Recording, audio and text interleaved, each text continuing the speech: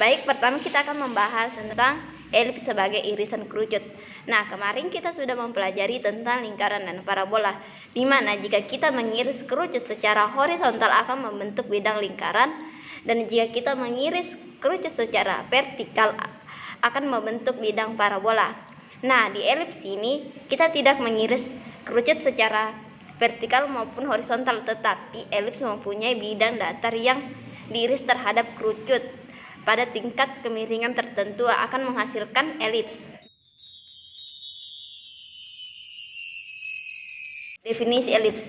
Nah, di definisi elips ini terbagi atas dua. Yang pertama itu elips dipandang sebagai himpunan titik, misalnya E sama dengan E1, E2, E3 jika diambil dari sembarang titik dan dihubungkan dengan dua titik tertentu, yaitu F1 dan F2 yang berada di luar himpunan titik elips, maka jumlah jarak antara titik sembarang dengan titik tertentu tersebut akan selalu sama dengan jumlah jarak titik sembarang terhadap kedua titik tersebut. Dengan ini dapat dinotasikan dengan jarak E1 ke jarak F1 itu ditambah jarak E1 ke jarak F2 itu sama dengan jarak E2 ke jarak F1 ditambah jarak E2 ditambah jarak E2 ke jarak F2 itu sama dengan jarak E3 ke jarak F1 ditambah jarak E3 ke jarak F2. Begitupun seterusnya. Nah, di definisi kedua itu elips dipandang sebagai kedudukan titik yang berkumpul dalam satu lintasan, di mana titik ini mempunyai perbandingan tetap antara jarak titik ke titik fokus dengan titik ke garis direktrik secara tegak lurus. Misalnya, kita mengambil dua titik sembarang yaitu E1 dan E2, di mana masing-masing titik dihubungkan ke titik fokus F1 dan ke garis direktrik secara tegak lurus. Misalnya, jarak E1 ke F1 itu sama dengan M, jarak E1 ke jarak K itu sama dengan N, dan jarak E2 ke jarak F1 sama dengan K, jarak E2 ke jarak L itu sama dengan L. Perbandingan yang dimaksud adalah M per N sama dengan K per L lebih kecil dari 1. Adapun unsur-unsur yang terdapat pada elips. Nah, yang pertama itu titik pusat elips secara horizontal berada pada pusat perpotongan sumbu X dan sumbu Y, dalam hal ini 0,0. Nah, seperti ini. Yang kedua itu titik fokus elips standar dinotasikan dengan F1 dan F2 yang berada pada F1 itu C,0 dan F2 itu min C,0, atau F1 itu 0, C dan F2 itu 0, min C, seperti gambar yang di atas. Nah, yang ketiga itu sumbu mayor dan sumbu minor. Nah, sumbu mayor dan sumbu minor selalu posisi saling tegak lurus perpotongan sumbu mayor. Penentuan sumbu mayor dan sumbu minor tergantung pada panjang berdasarkan ukuran, dan mayor selalu lebih panjang dari sumbu minor. Yang keempat itu sumbu utama adalah sumbu simetri yang melewati titik fokus elips atau sumbu yang berimpitan dengan sumbu mayor. Jika sumbu mayornya berimpitan dengan sumbu X-nya, maka sumbu X-nya bertindak sebagai sumbu utama. Sedangkan jika sumbu minornya berimpit dengan sumbu X, maka sumbu Y-nya bertindak sebagai sumbu utama, seperti gambar yang di atas. Nah, yang kelima itu titik puncak elips standar berada pada A X max dan min A X min, zeta B Y max dan Y min. Yang keenam itu latus rectum merupakan garis yang memotong elips dengan titik fokus F1 dan F2 yang saling tegak lurus dengan sumbu mayor. Nah, seperti garis yang di dalam elips. 7 itu segitiga BOV merupakan segitiga siku-siku yang hubungan antar sisinya dapat dituliskan sebagai X kuadrat sama dengan A kuadrat dikurang B kuadrat. Yang kedelapan itu eksentritas adalah perbandingan jarak dua titik fokus dan sumbu mayornya. Rumusnya adalah E sama dengan C per A. Kesembilan itu garis direktrik, yaitu garis yang memotong sumbu X dengan persamaan X sama dengan A per E dan X sama dengan min A per E. Sumbu direktriknya itu yang di luar dari elips.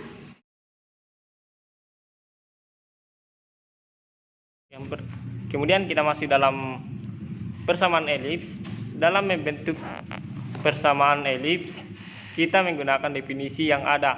Definisi pertama yaitu menyatakan bahwa dimanapun letak titik pada lintasan elips berada, maka jumlah jarak kedua titik fokus F1 dan F2 yaitu selalu sama. Nah, sehingga dalam perumusannya kita buatkan titik-titik yang diketahui kedudukannya. Nah, titik-titik yang digunakan yaitu titik E yang merupakan titik sembarang pada lintasan elips, dua titik fokus dan titik puncak. Nah, dengan menggunakan rumusan seperti yang di atas, nah sehingga memperoleh bentuk dari persamaan elips seperti yang di atas. Nah, dalam definisi kedua menyatakan perbandingan jarak titik E sembarang pada lintasan elips ke satu titik fokus dan jarak titik E ke garis direktrix secara tegak lurus. Bentuk perbandingan yang dimaksud seperti ini seperti di atas. Adapun hal yang perlu teman-teman perhatikan, pertama, titik E, X, Y pada lintasan elips menjadi titik yang mewakilkan titik-titik yang ada di lintasan elips. Kedua adalah terdapat titik puncak yang memiliki ukuran yang pasti. Tiga, menggunakan satu titik fokus yakni F1 dan titik pusat adalah 0,0. Keempat itu ada garis direktrix elips yang memotong sumbu X secara tegak lurus. Kelima, terdapat titik potong pada sumbu utama dengan garis direktrix. Yang keenam, terdapat nilai eksentrisitas sebagai nilai perbandingan antara E sembarang ke titik fokus dengan titik E ke garis direktrix secara horizontal. Nah, dalam menyelesaikan kita menggunakan titik E, titik fokus dan garis direktrix yang diselesaikan dengan adanya proses penurunan rumus secara teknis. Nah, sehingga memperoleh bentuk persamaan elips standar. Nah, walaupun didasari dua definisi dengan cara yang berbeda, namun akan menghasilkan bentuk persamaan yang sama. Nah, kemudian kita masuk ke klasifikasi jenis-jenis elips. Pertama itu berdasarkan kedudukan sumbu mayor elips, dibedakan menjadi elips horizontal, di mana elips yang sumbu mayornya berempit atau sejajar dengan sumbu X dengan persamaan seperti yang di atas. Selanjutnya terdapat elips vertikal, di mana sumbu mayor berempit dengan sumbu minor seperti juga yang di atas. Kedua, berdasarkan titik fokus elips, dibedakan menjadi elips standar dan tak standar. Elips standar ini terbagi lagi menjadi dua, yaitu elips standar horizontal dan elips standar vertikal. Nah, rumusannya sama dengan kedudukan sumbu mayor. Elips tak standar yaitu tak standar horizontal yang berpusat di titik P, Q. Nah, elips tak standar vertikal yang berpusat di titik P, Q. Persamaannya seperti yang di atas.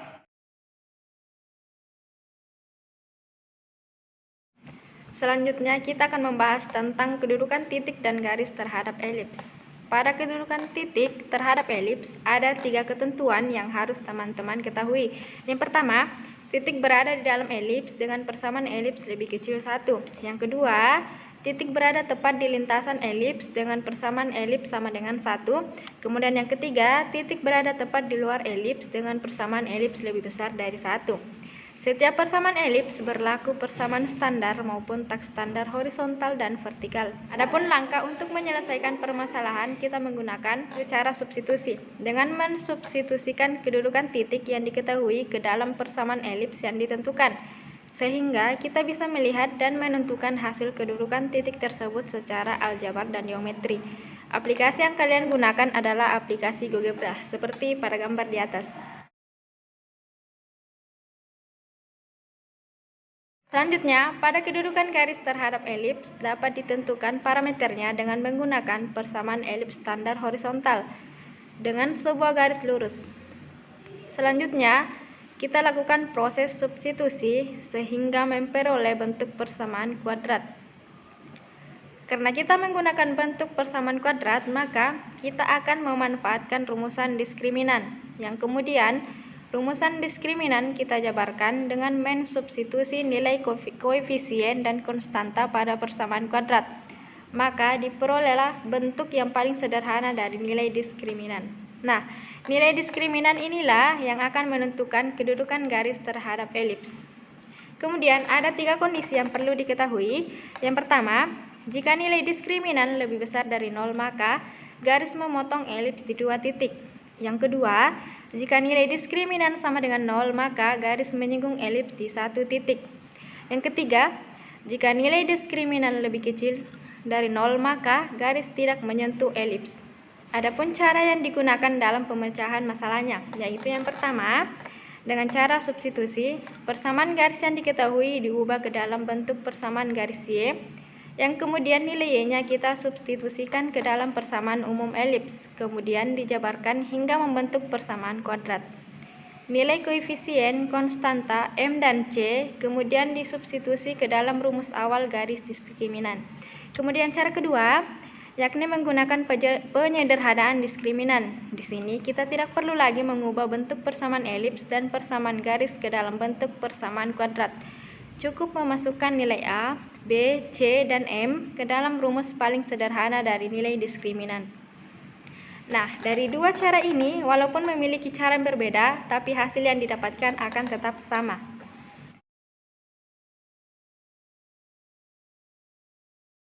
Perlu teman-teman pahami dalam konsep persamaan garis singgung, garis menyentuh elips pada 1 titik yang sama atau memotong elips pada 1 titik.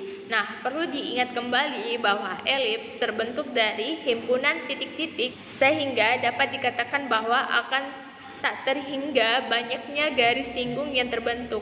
Konsep garis singgung pada elips dapat ditinjau dengan beberapa kondisi. Pertama, titik pada kurva diketahui sebagai titik singgung. Yang kedua, terdapat 1 titik di luar elips sebagai titik yang dilalui garis singgung. Nah, dalam menentukan rumus persamaan garis singgung elips, kita melakukan manipulasi bentuk persamaan garis seperti di atas ini. Kemudian persamaan tersebut kita nyatakan dalam nilai Y. Nah, nilai Y yang diketahui selanjutnya disubstitusikan ke dalam persamaan atau rumusan persamaan elips standar horizontal yang kemudian dijabarkan sehingga memperoleh bentuk persamaan kuadrat.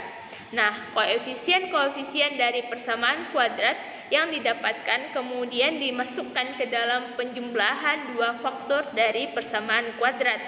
Nah, selanjutnya dilakukan proses penyederhanaan, pengelompokan, dan substitusi sedemikian sehingga diperoleh rumusan persamaan garis singgung elips horizontal. Nah, dari persamaan di atas berlaku juga elips standar vertikal dan elips tak standar horizontal dan elips tak standar vertikal. Jadi untuk rumusan persamaan garis singgung ini berlaku untuk semua jenis tipe-tipe dari elips.